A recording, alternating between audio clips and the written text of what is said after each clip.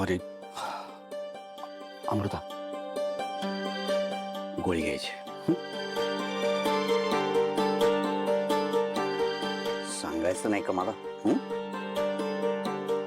तू पण आठवण करून दिली नाहीस. मी देतो म्हटलं ना. संपो करू दे ग. आधी कधी केलं नाहीये मी. आत्ता कुठे डोळे उघडलेत माझे. करू दे मला हे सगळं. बर आता रात्रीच. अहो हा चेन कुठे आहे तुमची? चेन ही काय? ही नाही, सोन्याची.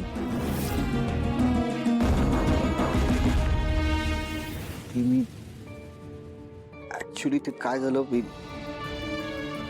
जुगारात हारलो. मी पैसे नव्हते त्यामुळे अंगठी, तू दिलेली चेन मी जुगारात हारलो. मला खरंच पैशांची त्यावेळेस खूप गरज होती. माझ्याकडे दुसरा पर्याय नव्हता. नाहीतर मी नसतं केलं. तू पण मी आता मी तसा नाही राहिलोय. खरंच सांगतो, मी पूर्ण बदललोय. मला गुरु भेटले. त्यांनी मला हा मार्ग दाखवला आणि आता मी ठरवले की त्यांनी दाखवलेल्या मार्गावरच पुढे जायचंय.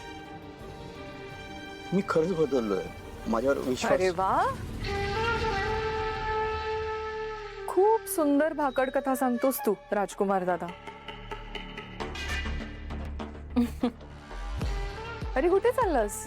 तुझ्याशीच बोलते मी. थांब. तुझ्या ह्या भाकड कथांवर घरच्या सगळ्यांचा विश्वास बसला असला तरी मॉमने अजून विश्वास ठेवलेला नाहीये, माहितीये ना तुला. आणि मलाही बघू देत तुझ्या गुरुजींनी सांगितलेल्या मार्गावर तुला किती काळ चालता येते ते. एनिवे बहिणी, कशी आहेस तू? बरी.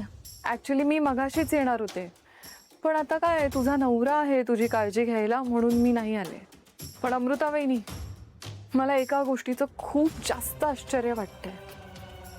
ज्या माणसाने तुला नवरा म्हणून कधीच सन्मान दिला नाही, कायम डिसरिस्पेक्टफुली वागला तुझ्याशी, तुला कधी विचारलं नाही, तुझ्यासाठी कधी प्रेमाने काही आणलं नाही, तुला कधीतरी बाहेर फिरायला नेलं का? तर अजिबात नाही. नवरा म्हणून या माणसाचं जे कर्तव्य होतं ते त्याने कधीच पार पाडलं नाही.